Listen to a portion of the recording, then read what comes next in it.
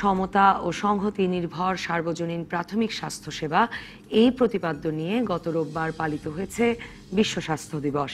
বিশ্ব স্বাস্থ্য সংস্থা বলছে, সার্বজনীন স্বাস্থ্য সুরক্ষার অর্থই হচ্ছে প্রত্যেক মানুষ প্রয়োজনের মুহূর্তে মানসম্পন্ন সেবা পাবে, এমনকি অর্থের অভাবে মানুষ সেবা বঞ্চিত থাকবে না এবং ব্যয় বহন করতে গিয়ে নিঃস্ব হবে না।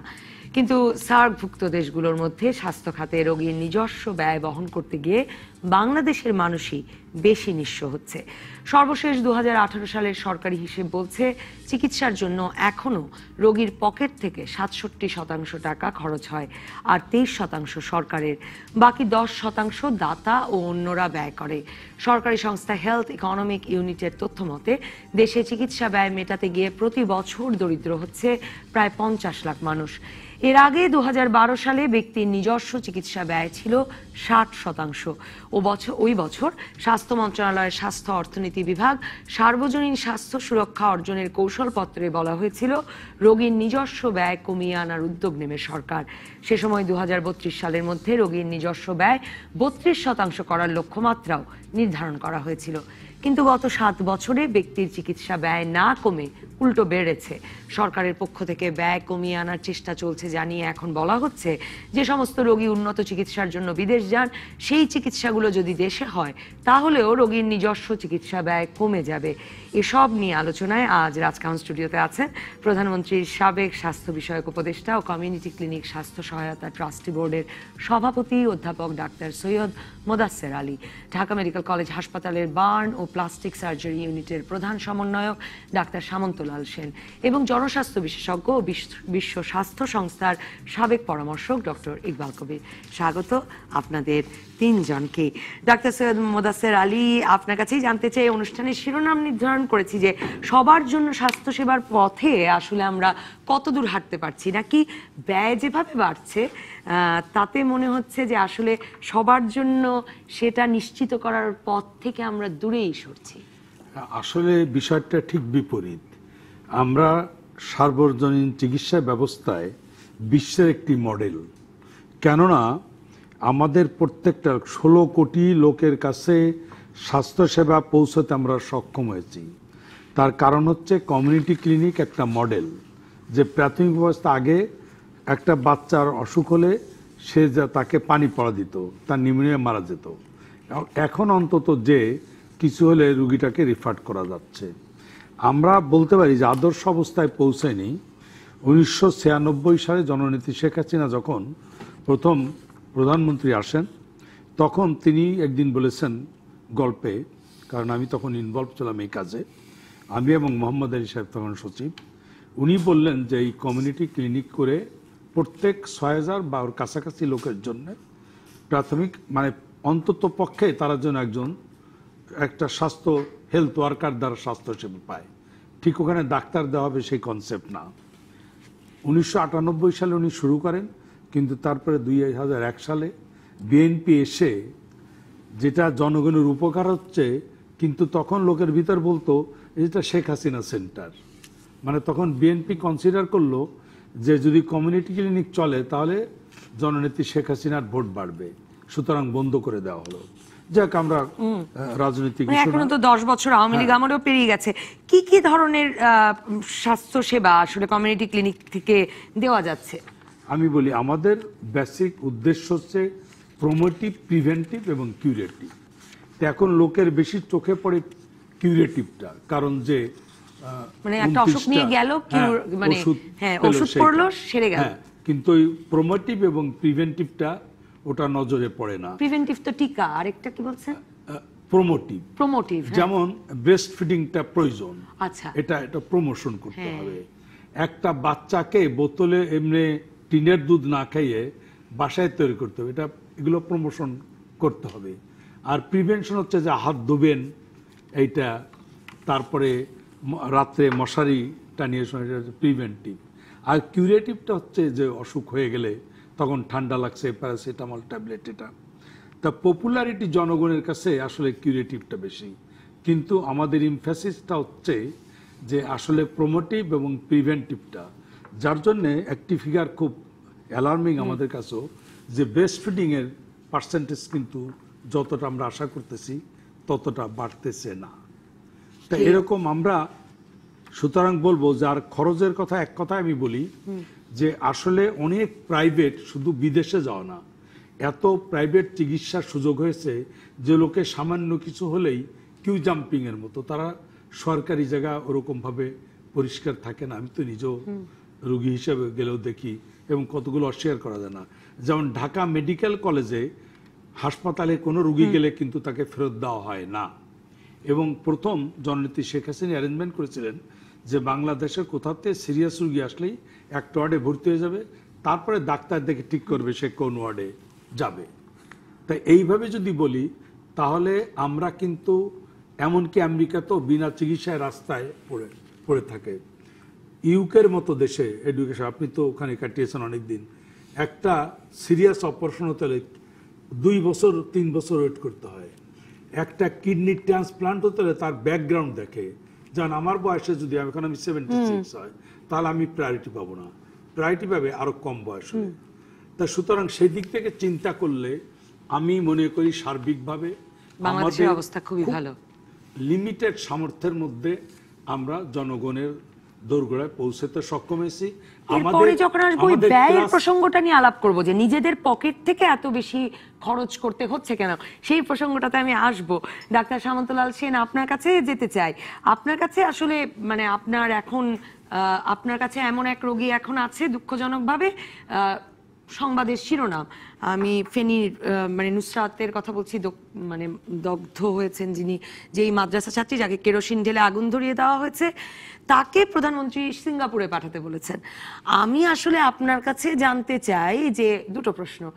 এক, ফেনীতে প্রথমে সে ফেনীর হাসপাতালে গেল, আসলে মানে এই পোড়া রোগীদের এই অন্য হাসপাতালে চিকিৎসার ব্যবস্থা কতটুকু আছে সেটা যেমন জানতে চাই, তার সাথেও জানতে চাই যে আমরা একরকম এটা একটা স্টেটমেন্টও কিনা যে রোগীকে আমরা সিঙ্গাপুর পাঠাচ্ছি, তার মানে রোগীকে আমরা খুব সিরিয়াসলি নিয়েছি।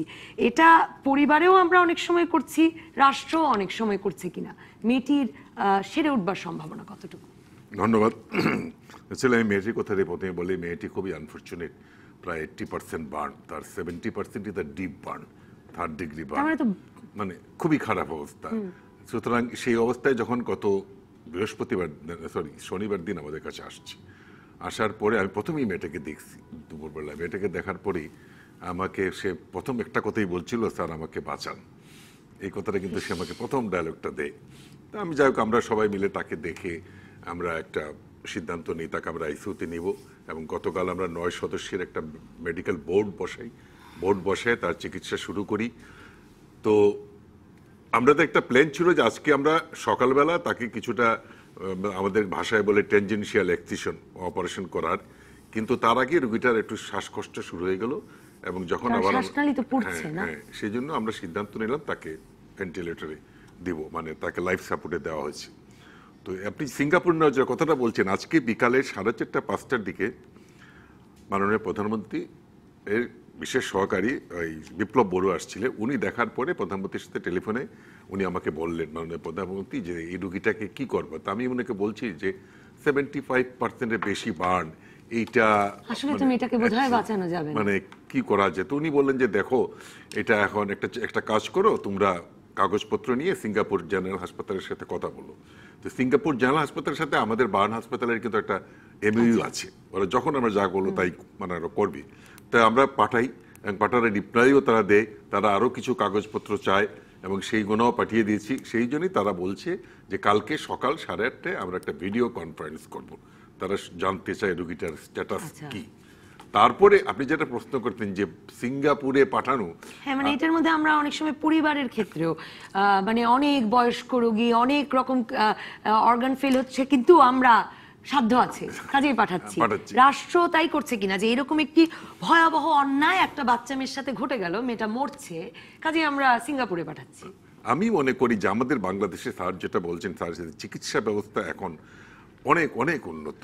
আপনি একটা জিনিস বলেন, সিঙ্গাপুরের ডাক্তার আমাদের বানে, ওরা যা করবে আমরাও কিন্তু তা জানি, শুধু পরিবেশটা একটু অন্যরকম। স্যার যেটা বলেন ঢাকা মেডিকেল নোংরা, কথাটা সত্যি কথা। একটা 100 বেডের হাসপাতালে যদি 400 রোগী থাকে, ভালো থাকতে পারে না, বাথরুমও পরিষ্কার থাকতে পারে না, এটা খুব তার সঙ্গে আরো 400 ডেফিনেটলি সেটা থাকতে পারে না। যাই হোক, এগুলা সবকিছু মিলেই এখন সে সিঙ্গাপুরে যাবে কিনা সেটা সম্পূর্ণ কালকে তবে ঠিক হবে, সেটা ওই ডাক্তাররা যেটা বলবে সেটার উপরে ডিপেন্ড করে। কারণ এটা নিয়ে, কারণ ওই ডাক্তারও কিন্তু আমাদেরকে ভালো জানে। এই সিঙ্গাপুরের ব্যাপারে আমি বলি, কয়েকদিন আগে নেপালে একটা দুর্ঘটনা ঘটলো, প্লেন ক্রাশ। তখন একটা রুগী আমাদের এখানে ছিল যার একটা পা কাটার জন্য আমরা বলছিলাম যে পাটা কেটে ফেলতে হবে। রুগীর লোকজন তো, না আমার ঢাকা মেডিকেলে কোনো কনফিডেন্স নেই, আমরা সিঙ্গাপুর নিয়ে যাও। আমি মাননীয় প্রধানমন্ত্রীকে জিজ্ঞেস করলাম যে আমরা কি পাঠাবো? উনি সাথে সাথে বললেন পাঠায় দাও। নেওয়ার পরে কি হলো, ওই পাটা তো কাটলো, আরেকটা পাও কাটলো। তাহলে কি হলো? সিঙ্গাপুর তো এমন কি হবে, তাই না? সিঙ্গাপুরে এখানে আমার দুটো প্রশ্ন জনস্বাস্থ্য বিশেষজ্ঞ হিসেবে ডক্টর ইকবাল কবির আপনার কাছে। প্রশ্নটা হচ্ছে দুটো, মানে এই দুটো একটা বড় চ্যালেঞ্জ হয়ে দেখা দিয়েছে কিনা।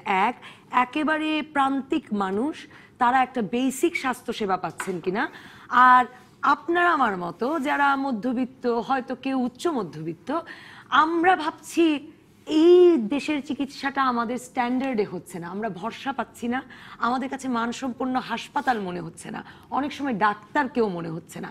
আমরা ভারত যাচ্ছি, সিঙ্গাপুর যাচ্ছি, ব্যাংকক যাচ্ছি, এবং এসে আসলে গিয়ে সবচেয়ে বড় স্বস্তি পাচ্ছি পরিষ্কার হাসপাতাল, হাসি মুখের ডাক্তার। ধন্যবাদ আপনাকে। এই যে বিষয়টা দিয়ে আপনি শুরু করেছিলেন, যে আমি যখন বলছি যে সর্বজনীন স্বাস্থ্যসেবা, এই সর্বজনীন স্বাস্থ্যসেবার সংজ্ঞাতেই বলা আছে যে সবাইকেই একটা মানসম্মত চিকিৎসা সেবা পেতে হবে যখন যার যতটুকু প্রয়োজন। এইটার একটা ব্যাকগ্রাউন্ড আছে। আপনার মনে আছে নিশ্চয়ই যে আমরা সবসময় ছোটবেলায় বড় হয়েছি বইয়ে পড়ে 2000 সালের মধ্যে সবার জন্য স্বাস্থ্য, এই কথাটা ছিল 1978 সালে আলমা আটা ডিক্লারেশনে। কিন্তু বৈশ্বিক প্রেক্ষিতে আমরা এটা ফেল করেছি গোটা পৃথিবী জুড়ে। এটা যখন আমরা ফেল করলাম তখন আসলো আমাদের মিলেনিয়াম ডেভেলপমেন্ট গোল, সহস্রাব্দ উন্নয়ন অভিষ্ট। এটা 2015-তে আমরা কিছু অর্জন করতে পেরেছি, কিছু পারিনি। তার পরবর্তীতে আসলো এই আলমাটা ডিক্লারেশনের 40 বছর পর আস্তানায় একটা সম্মেলন হলো এই প্রাথমিক স্বাস্থ্য। আপনার প্রথম প্রশ্নের জবাবে বলছি, প্রাথমিক স্বাস্থ্য পরিষেবা যেটা আমরা বলি প্রাইমারি হেলথ কেয়ার, এটাকে এনশিওর করার জন্য এখন আমরা বলছি যে টেকসই উন্নয়ন অভিষ্ট 2030-এর মধ্যে আমরা এই সর্বজনীন স্বাস্থ্যটা সবার জন্য নিশ্চিত করব। অর্থাৎ এটা হচ্ছে ওই সবার জন্য স্বাস্থ্যেরই একটা এক্সটেন্ডেড রূপ, যেটা গ্লোবালি বিশ্ব জনমত তৈরি করা হচ্ছে এর পেছনে, যাতে আমরা 2030 সালের মধ্যে এটা নিশ্চিত করতে পারি। এটার হলো একটা বৈশ্বিক প্রেক্ষাপট আছে। এবং এবছর বিশ্ব স্বাস্থ্য সংস্থা প্রতি বছর তার জন্মদিন উপলক্ষে একটা প্রতিপাদ্য করে, এবার বলেছে যে আপনি যেটা শুরুতেই বলেছেন যে সবার জন্য ইকুইটেবল হইতে হবে। খুব সুন্দর বাংলা করেছি আমরা, যে সংহতি থাকতে হবে সবার সাথে, সমতা ও সংহতি নির্ভর। তো এই সমতা ও সংহতি আছে কিনা, তাতে কি মানে প্রান্তিক মানুষ আর আপনার আমার স্বাস্থ্য সেবায় কোনো পার্থক্য থাকবে না? পার্থক্য এটাই এখন প্রশ্ন, যে পার্থক্যটা কোথায় থাকবে। খুবই কঠিন। এখন ধরুন এই সমতা ও সংহতি আমেরিকার জন্য একরকম, অস্ট্রেলিয়ার জন্য একরকম, ভারতের জন্য একরকম, বাংলাদেশের জন্য একরকম, কিন্তু বৈশ্বিক পরিবেশে আমরা বলছি সবার জন্য এটা সমতা এবং সংহতি নির্ভর হতে হবে। এখন যখন সোশ্যাল স্ট্রাকচারের মধ্যে যখন ক্লাস আছে, সামর্থ্যের প্রশ্ন আছে, আমরা গড় মাথাপিছু আয় বলছি আমাদের অনেক, কিন্তু সবার তো একই আয় না।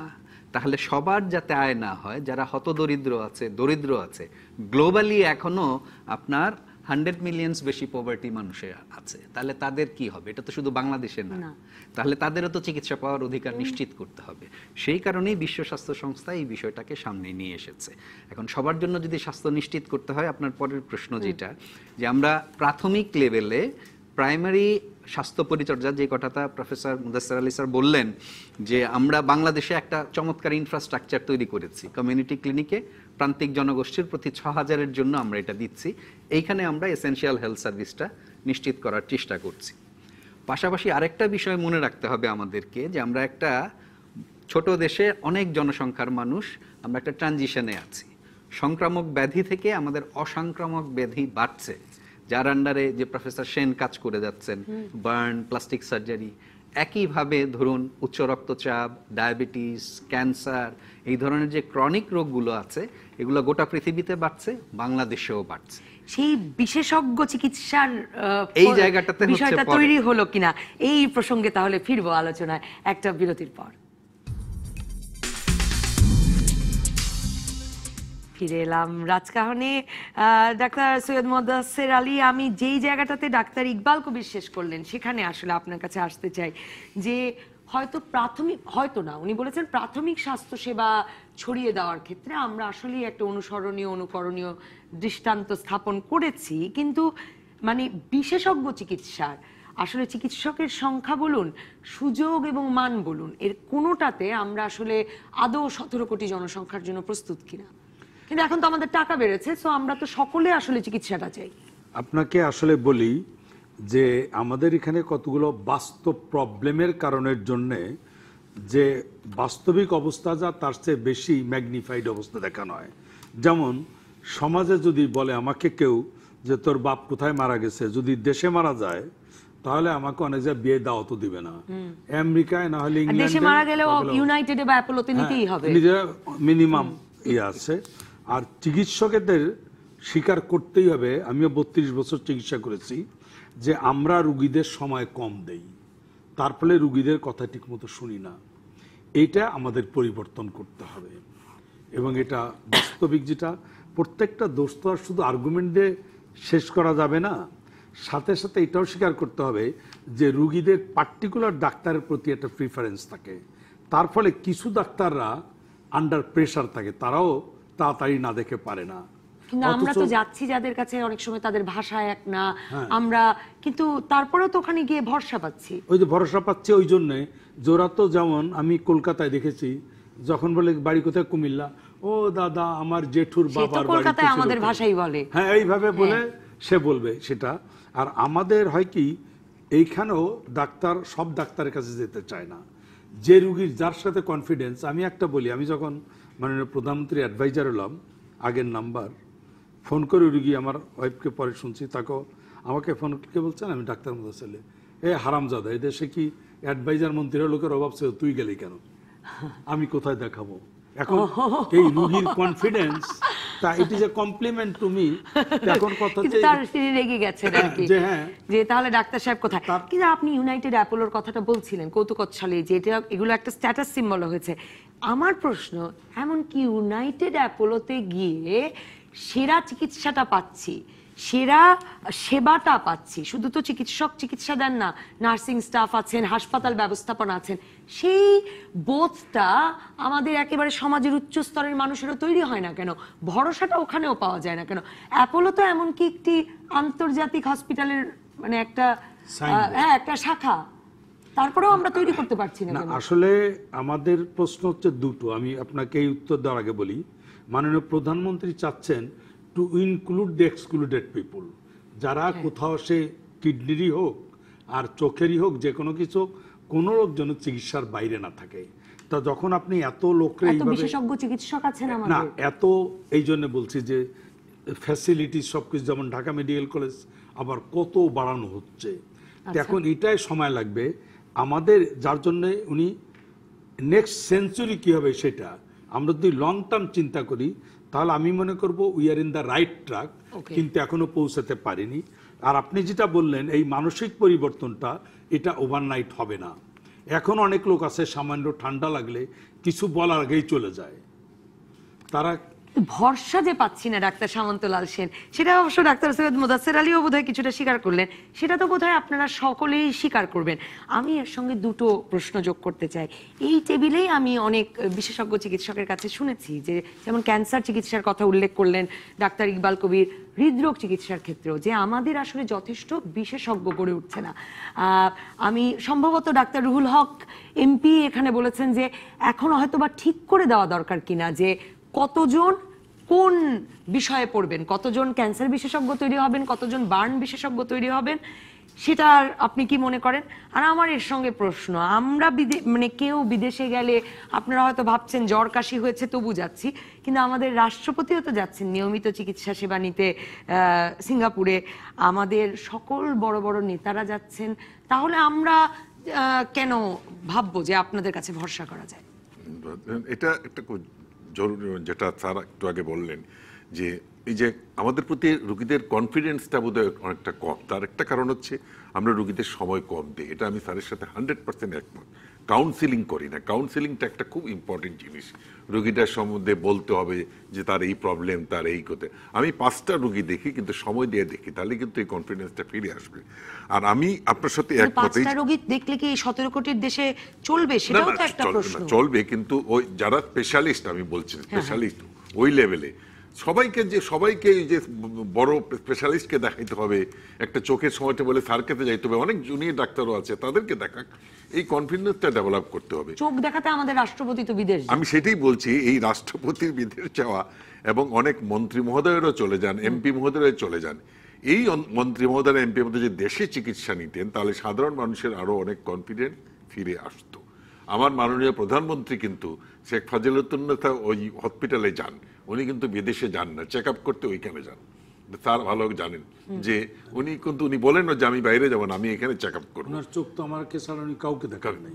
তা আমার মাননীয় প্রধানমন্ত্রী যদি করেন, তাহলে আমাদের বড় মন্ত্রী মহোদয়রা হঠাৎ কিছু হইলেই ওই সিঙ্গাপুর চলে যাওয়া, কলকাতা চলে যাওয়া, আমি অনেককে দেখছি কলকাতায় গিয়ে চোখের অপারেশন করতে। এটা মনে হয় যদি ওনারা আমাদের এখানে চিকিৎসাটা নিতেন, তাহলে সাধারণ মানুষ। চোখের কথা যখন বারবার আসছে ডাক্তার সামন্তলাল সেন, এর পাশাপাশি তো আবার এরকম অভিযোগও আছে, মানে আমাদের পুরো চিকিৎসা ব্যবস্থার বিষয়টি এমন একটি ব্যবসায় পরিণত হয়েছে যে ওই যে এমনকি ক্যাটারেক্টের অপারেশন করতে গিয়ে যেই গ্লাস, আমি শব্দ ঠিক বলছি কিনা, যে লেন্স বসানোর কথা, সে লেন্স মানে টাকা নিচ্ছে আমেরিকার লেন্স বসানোর, দিচ্ছে বাংলাদেশি লেন্স। তো সেই মানে এগুলো তো আসলে চিকিৎসা সেবার অধিকার ক্ষুণ্ণ করছে। আমার এই উত্তরটা আপনাকে আমি দেই। আপনি যেটা বলছেন এটা ডেফিনেটলি পার্টলি ট্রু, কারণ না হলে একেবারে জিরোর উপরে একটা কথা হতে পারে না। কিন্তু বাই এন্ড লার্জ আমি জেনে বলতেছি এটা খুবই সংখ্যায় একদমই নগণ্য। যেমন একটা উদাহরণ আপনাকে দেই, যে চশমা দিয়ে আপনি যে কোনো চোখের ডাক্তার দেখান, তারা কিন্তু ওইখান থেকে পার্সেন্টেজ নেয় না। তাহলে বলতো যে আপনার এই চশমার দোকানেই যেতে হবে, যেটা ব্লাড টেস্টের সময় বিভিন্ন সময়। সুতরাং আমি চক্ষু বিশেষজ্ঞ সেজন্য না, আমি 32 বছর প্র্যাকটিস করেছি, আমি এবং আমার ছাত্ররা কেউ তো আপনাকে সাজেস্ট করে না, কিন্তু ব্লাড টেস্টের সময় অমুকের জায়গায় যান, অমুকের জায়গায় রিপোর্ট নালে ছিঁড়ে ফেলে। সুতরাং এই মানসিক পরিবর্তন আমাদের কিন্তু চোখের ডাক্তাররা। ডাক্তার সামন্তলাল সেন, আপনি ওর সঙ্গে একমত কিনা, মানে বার্নের যথেষ্ট বিশেষজ্ঞ তৈরি হচ্ছে কিনা, যে সকল ক্ষেত্রের বিশেষজ্ঞ তৈরি হতে হবে? না, ডেফিনেটলি বার্নেরও অনেক, আমাদের দেশে প্রায় 6 লক্ষ মানুষ পড়ে যাচ্ছে প্রতি বছর, সেই তুলনায় কিন্তু ওইরকম বিশেষজ্ঞ নাই। যা বিশেষজ্ঞ আছে সবাই ঢাকা কেন্দ্রিক, কিন্তু আমাদেরকে মিনিমাম 4000 যদি প্লাস্টিক সার্জন মানে বার্ন বিশেষজ্ঞ তৈরি করতে পারি তাহলে পাবো। সেই জন্য আমাদের ইনস্টিটিউটের দরকার। সেই জন্যই আজকে মাননীয় প্রধানমন্ত্রী আমাদের এই শেখ হাসিনা বার্ন ইনস্টিটিউট যেটা তৈরি করে দিলেন, এখানে এটা বিশেষজ্ঞ তৈরি করার জন্যই। বিশেষজ্ঞ ডেফিনেটলি তৈরি করতে হবে, কারণ আমাদের সাবজেক্টে কারণ আমাদের সাবজেক্টে বিশেষজ্ঞ অনেক কম, এবং এটা আশা করি যে আমরা খুব দ্রুত এটার থেকে বেরিয়ে আসতে পারবো। কারণ এই যে আজকে নোয়াখালীতে ঘটনাটা হলো, আপনি একটু আগে প্রশ্ন করেন বার্ন ইউনিট আছে কিনা, নাই তো, কারণ এখানে তো বিশেষজ্ঞ নাই। সুতরাং আমরা অন্তত ডিভিশন শহরে আছে আমি জানি, কিন্তু ডিস্ট্রিক্ট শহর প্রতিটা লেভেলে যদি আমরা বার্ন বিশেষজ্ঞ দিতে পারি, তাহলে কিন্তু অনেক রোগীকে আমরা এই মানে ভালো ট্রিটমেন্ট দিতে পারবো, যেটা ডক্টর গাস্ট করে গেছিলেন, অর্থোপেডিক সার্জন সারা দেশে ছড়িয়ে দিচ্ছেন। ডাক্তার ইকবাল কবির, মানে আমি বারবারই, মানে আমরা তো চিকিৎসকদেরই দোষ দিই, চিকিৎসকদের কাছেই যাই, কিন্তু আসলে চিকিৎসা সেবা মানটা শুধু তো বোধহয় চিকিৎসকের ওপর নির্ভর করে না, প্রতিষ্ঠান গড়ে তোলা হচ্ছে অনেক, কিন্তু প্রতিষ্ঠানগুলো নির্ভরযোগ্য হয়ে উঠছে কিনা সেটাও তো বোধহয় একটু গুরুত্বপূর্ণ। যদি আমাকে সরাসরি এটা বলেন, আমি বলবো যে আসলে কনফিডেন্সের অভাব, এটা আমার কাছে মনে হয় না জনস্বাস্থ্য বিশেষজ্ঞ হিসেবে। আজকের আলোচনায় দেখুন আমরা কিন্তু কিউরেটিভ নিয়ে বেশি আলোচনা করছি, প্রিভেনশন বা প্রমোশন যে কথাটা প্রফেসর আলী শুরুতেই বলেছিলেন সেদিকে কম যাচ্ছি, আপনিও কম যাচ্ছেন। বোধহয় বাংলাদেশ তো ভালো করছে আমরা, সেটা কম বলছি আমরা। সেটার পেছনে যে এই আপনার চিকিৎসা সিস্টেমের একটা সাকসেস আছে, আমরা যে মিলেনিয়াম ডেভেলপমেন্ট গোলে গোটা পৃথিবীর কাছে রোল মডেল হলাম, এই অর্জনগুলোর কথাও বলতে হবে।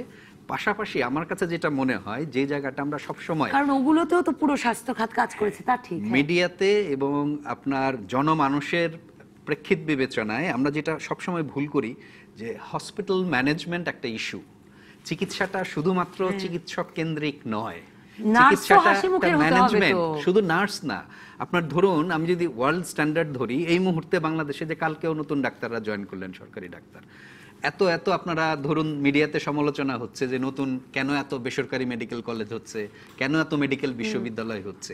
এখন পর্যন্ত বাংলাদেশের পার্সপেক্টিভে গ্লোবাল স্ট্যান্ডার্ড অনুযায়ী আরও 1 লক্ষ ডাক্তার দরকার, সাধারণ এমবিবিএস ডাক্তার, আরও 5 লক্ষ নার্স দরকার। শুধু মানে একটা উদাহরণ দিলাম, এটা হচ্ছে যদি আপনি স্ট্যান্ডার্ড যেটার কথা আমরা বলছি, আপনি যদি সর্বজনীন স্বাস্থ্যসেবা নিশ্চিত করতে চান, শুধু ডাক্তার আর নার্স এই রেশিওটা দরকার। তার মানে তো এরকম করে মেডিকেল কলেজ না আচ্ছা, বানিয়ে আমাদের এরপরে উপায় আসুন নাই। আপনি যে কথাটা বলছেন যে বিশেষজ্ঞ তৈরি করা, এখন এইটা হচ্ছে ইম্পর্টেন্ট। এখন এই সর্বজনীন স্বাস্থ্যের ক্ষেত্রে 4টা বিষয় আমি মনে করি গুরুত্বপূর্ণ। আপনার সাথে ব্যক্তিগত মানে পরিচয় এবং যোগাযোগের কারণেও আমি জানি যে আপনি আমার মা গত 3 মাস আপনার মা গত 3 মাস ধরে হাসপাতালে ভর্তি। আমি নিজে বুঝতে পারছি যে আমি একজন ডাক্তার, একজন ধরেন 4th গ্রেডের সরকারি কর্মকর্তা, এই বিষয় নিয়ে আমি কাজ করছি দীর্ঘদিন যাবত, আমি দেখছি আমার কি হাপিত্যেশ হচ্ছে। তাহলে এখন প্রশ্ন হলো ডাক্তাররাও ভোগেন তাহলে আপনারা? অবশ্যই। এখন ধরুন আমার মা, ডাক্তারের মা কি মা হবে না, মানুষ না? ডাক্তারের কি পরিবার নেই? তারাও একই ভুক্তভোগী আমরা হচ্ছি। প্রশ্নটা হচ্ছে ইস্যুটা কোথায়? ইস্যুটা হচ্ছে আসলে আমাদের হোলিস্টিক অ্যাপ্রোচে ম্যানেজমেন্টের সমস্যা। আপনি কেন সিঙ্গাপুর যাচ্ছেন, কেন ইন্ডিয়া যাচ্ছেন? কারণ সেখানে যে আপনি একটা ওয়ান স্টপ সার্ভিস পাচ্ছেন। আমরা এই ওয়ান স্টপ সার্ভিসটা শুধুমাত্র চিকিৎসক কেন্দ্রিক বুঝি, এবং চিকিৎসককে আমরা সব কিছুর জন্য মুখোমুখি দাঁড় করিয়ে দিয়েছি দায়বদ্ধতার ক্ষেত্রে। দায়বদ্ধতা যে একটা সামষ্টিক ইস্যু, এখানে যে চিকিৎসা ব্যবস্থাপনা একটা গুরুত্বপূর্ণ বিষয়। একটা হসপিটালে যখন থাকবেন, শুধু তো তাই নয়, মানে সকল টেস্ট ওই হাসপাতালেই করতে পারলাম কিনা সেটিও তো বোধহয় খুব গুরুত্বপূর্ণ, এবং সেই টেস্টগুলো মানসম্মত হলো কিনা। আচ্ছা, তারপর তাহলে সেইখানে একটা প্রশ্ন আছে। তারপর ধরুন একজন চিকিৎসক আমি প্রেসক্রাইব করে দিচ্ছি এই ওষুধটা খাওয়াবেন, এই ওষুধটা খাওয়ানোর জন্য যে টেকনিক্যাল সাপোর্ট সেটা দরকার। দ্রুত সময়ে প্রফেসর সেন বলে দিলেন যে আমার এই বার্নের এই কেসটা ম্যানেজমেন্টের জন্য এই জিনিসগুলো লাগবে। এই যে মনিটরিং সিস্টেম গভর্নমেন্ট সেটাতে দিচ্ছে, আপনি আশ্চর্য হবেন যে বাংলাদেশের আগে এরকম এই কোয়ালিটি ইমপ্রুভমেন্টের জন্য আলাদা সেক্রেটারিয়েট ছিল না। এই সরকার আসার পর আলাদা কোয়ালিটি ইমপ্রুভমেন্ট সেক্রেটারিয়েট স্থাপন করা হয়েছে, যেটা শুধুমাত্র এই কোয়ালিটি মনিটরিং করা হচ্ছে বিভিন্ন সরকারি হাসপাতালে এবং প্রত্যেকটা সেক্টরে। 3টা টায়ার তো আমাদের, primary level, secondary level, tertiary level. Upazila পর্যায়ে পর্যন্ত প্রাইমারি লেভেলে কাজ করি আমরা, যেটা আজকের বিষয়। সেকেন্ডারি লেভেল, ডিস্ট্রিক্ট লেভেলে, টারশারি লেভেল হচ্ছে এই স্পেশালাইজড হসপিটালগুলোতে।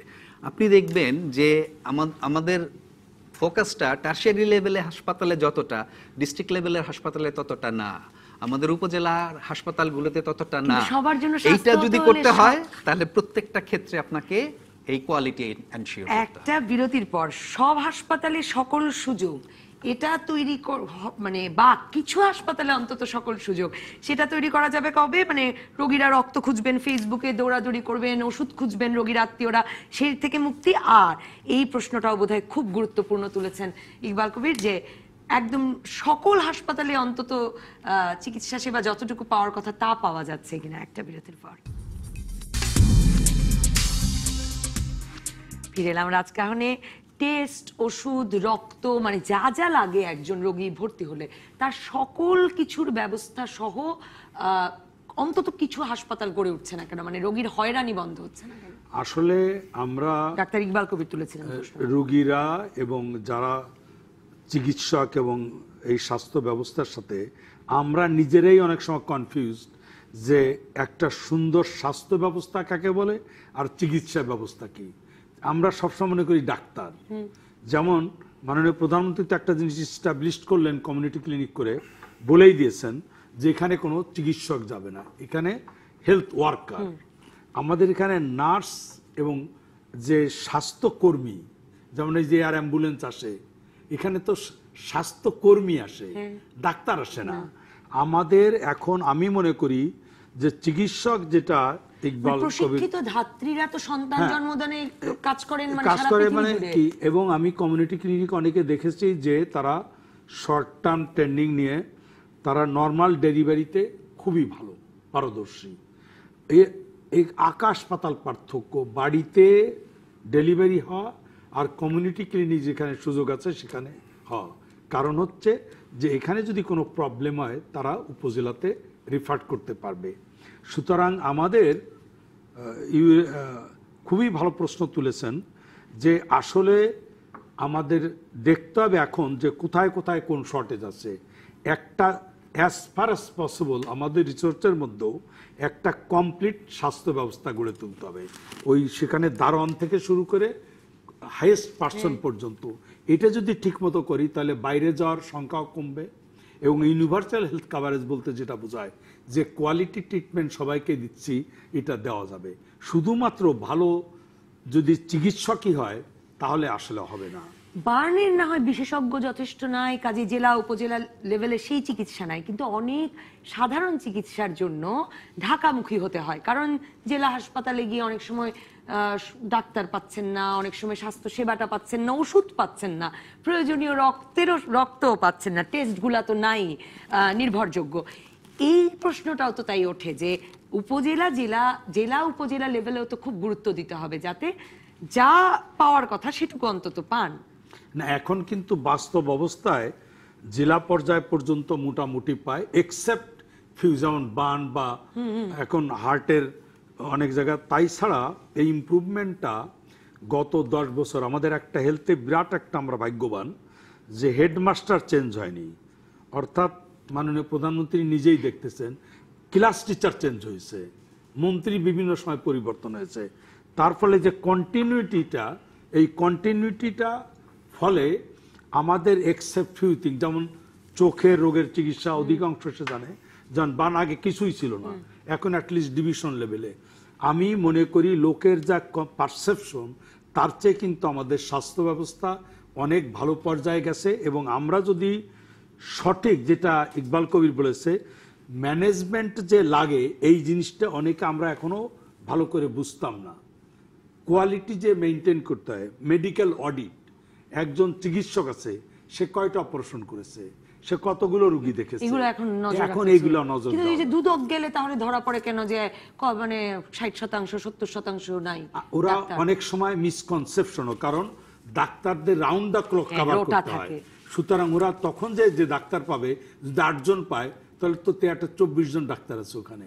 ওই ফিগারটা হচ্ছে কি, এটা তবুও তারা যা কিয়ে করুক আমাদের বিভিন্ন রকম মনিটরিং হোক। আমি জি, স্যার যে কথাটা বললাম, একটা জিনিস মনে রাখতে হবে যে ডিস্ট্রিক্ট হসপিটাল হোক, ডিভিশনাল হসপিটাল হোক, এটা শুধু ডাক্তারদের উপর নির্ভর করে না, এখানে কিন্তু একটা সরকারি কর্মকর্তারা যারা স্বাস্থ্য মন্ত্রণালয়, তাদেরও একটা ইম্পর্টেন্ট রোল আছে। মানে ঢাকা থেকে দুদকের টিম গিয়ে দেখার কথা না, মানে না, তাদেরই একটা মনিটরিং হাসপাতাল কি করে চলবে, তত্ত্বাবধানের একজন কথা। প্রফেসর সাহেব তার কি কি দরকার এটা দেখার কিন্তু দায়িত্ব তাদেরও। ওনাদেরও ম্যানেজমেন্টে ইন্টারফেয়ার করা উচিত। কারণ উপজেলা স্বাস্থ্য অফিসারও তো আছেন। হ্যাঁ, যে প্যাথোলজি নাই কেন, এটা নাই কেন, সেটা নাই কেন, শুধু আপনি গড় একেবারে ডাক্তারদের দোষ দিয়ে তো মানে কোনোদিনই ইমপ্রুভ করা যাবে না। কাজে সরকারি কর্মকর্তাদেরই হতে হবে। কিন্তু ডাক্তার ইকবাল কবির, মানে শুধু তো বিশ্ব স্বাস্থ্য সংস্থা বলে না, মানে আমাদের সংবিধানও তো আসলে সবার জন্য স্বাস্থ্য সেবার অঙ্গীকার করে, বাংলাদেশ রাষ্ট্র হিসেবে সেটা করে। কিন্তু টাকা না থাকলে আসলে চিকিৎসা পাওয়ার উপায়টা কি? মানে টাকা না থাকলে তো আসলে চিকিৎসা হয় না, কারণ এখনো দেখা যাচ্ছে যে বাংলাদেশে 67% ব্যক্তিগত খরচ করতে হয়, আউট অফ পকেট যায়। হ্যাঁ। এই হিসাবটা হচ্ছে যে আমরা এটাকে বলি হেলথ ন্যাশনাল অ্যাকাউন্টস। এই হিসাবটা করা হচ্ছে আমাদের স্বাস্থ্য অর্থনীতি ইউনিট থেকে, আপনি বলেছেন। এই আউট অফ পকেট অ্যাকাউন্ট আর এই গভর্নমেন্টের যে শেয়ার আমরা বলছি 23%, এই জায়গাটাতেই আমার কথা যে এইখানেও আমাদের চিন্তা করতে হবে যে ধরুন আন্তর্জাতিক স্ট্যান্ডার্ড আপনি চাচ্ছেন, এই স্ট্যান্ডার্ড অনুযায়ী বাংলাদেশে স্বাস্থ্য খাতে বরাদ্দ হওয়া উচিত, আমি এই কথাটা বলছি 15%, কিন্তু আমাদের বরাদ্দ হচ্ছে 5%-এর কম। এটা সামনে বাজেট আছে, আপনারা এটা বিভিন্নভাবে তুলতে পারেন। তাহলে সামগ্রিকভাবে আপনি যখন বলবেন যে আমি আউট অফ পকেট কমাতে চাই, রাষ্ট্রের অংশটা বাড়াতে চাই, হ্যাঁ, তা তো তাহলে বাড়াতে হবে। এখানে আপনার বাড়াতে হবে। হ্যাঁ। 1, 2 হচ্ছে রাষ্ট্র কতটুকুন বাড়াবে। আপনি যখন সিঙ্গাপুরে যাচ্ছেন, থাইল্যান্ডে যাচ্ছেন কিংবা পার্শ্ববর্তী দেশে যাচ্ছেন, তখন সেটা কি রাষ্ট্রীয় কোনো প্রতিষ্ঠানে যাচ্ছেন নাকি ব্যক্তিক প্রতিষ্ঠানে যাচ্ছেন? ব্যক্তিক প্রতিষ্ঠানে আপনি যাচ্ছেন। তাহলে ব্যক্তিক প্রতিষ্ঠান ব্যবসার সাথে জড়িত। এই সিঙ্গাপুর মেডিসিন আমাদেরকে মিডিয়া কর্মীদেরকে নিয়ে গেছে দেখানোর জন্য যে ওই হাসপাতালে কিভাবে চিকিৎসা হয়। মালয়েশিয়া হেলথ ট্যুরিজম করছে, ব্যাংকক হেলথ ট্যুরিজম করছে পর্যায়ক্রমিকভাবে। আমি নিজেও 2-3 বার এদের সাথে গিয়েছি, মিডিয়ার আমার বন্ধু বান্ধবরা সবাই গিয়েছে। ঢাকা মেডিকেল কলেজের ঠিক হাসপাতালে ঠিকমতো চিকিৎসা না পেয়ে কলকাতা মেডিকেল কলেজ হাসপাতালে গেছে এরকম কোনো এক্সাম্পল নাই। ও মানে প্রাইভেটেই যাচ্ছে, হ্যাঁ সেটাই যাচ্ছে বলছেন ডাক্তার ইকবাল। প্রাইভেটে, কারণ হচ্ছে প্রাইভেটে ওই যে আমি প্রথমে যে কথাটা বলেছিলাম, আপনি প্রাইভেটে যখন দিচ্ছেন তখন আপনার উদ্দেশ্য থাকে ব্যবসা।